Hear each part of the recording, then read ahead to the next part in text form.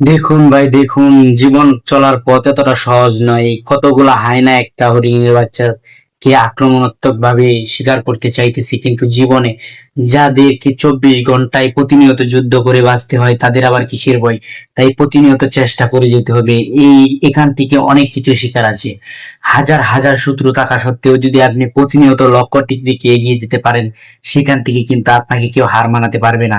এটাই নিয়ম। দেখুন হায়নাগুলো কতভাবে আক্রমণাত্মক ভাবে কাজ করতেছে, তারপরেও কিন্তু হরিণটাকে হার মানাতে পারতেছে না। কারণ সে জানে প্রতিনিয়ত যুদ্ধ করে এখানে বেঁচে থাকতে হবে, যুদ্ধ না করলে এখানে বেঁচে থাকা সম্ভব না। হায়নাগুলো ঠিক সেরকম ভাবে তাকে কিন্তু ছাড়তেছে না। সেও কিন্তু হার মানার মতো ব্যক্তি না, সেও কিন্তু হার মানতে চাচ্ছে না। কারণ সেও জানে আমাকে প্রতিনিয়ত এখানে যুদ্ধ করেই বাঁচতে হবে, যুদ্ধ ছাড়া এখান থেকে বাঁচা সম্ভব না। তাই কিন্তু জীবন দিতে হলেও কিন্তু শেষ পর্যন্ত যুদ্ধ করে যেতে হবে। দেখুন শেষ পর্যন্ত এখানে কি হয়। হরিণটাও কিন্তু কখনোই হার মানতে রাজি নয়, হার কখনোই মানা যাবে না। যে কোনো কাজে হার মানা যাবে না, হার না মেনে কাজ করে এগিয়ে যেতে হবে, লক্ষ্য ঠিক রেখে।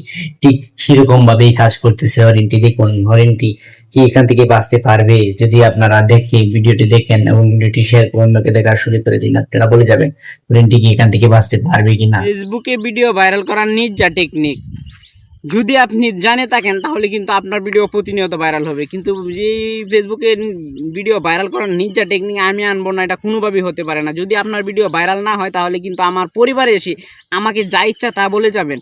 যদি আমার নির্জা টেকনিকটা জানতে চান তাহলে আমার ভিডিওটা শেয়ার করুন, শেয়ার করে পাশে থাকুন এবং অন্যকে শেয়ার করার উৎসাহিত করুন।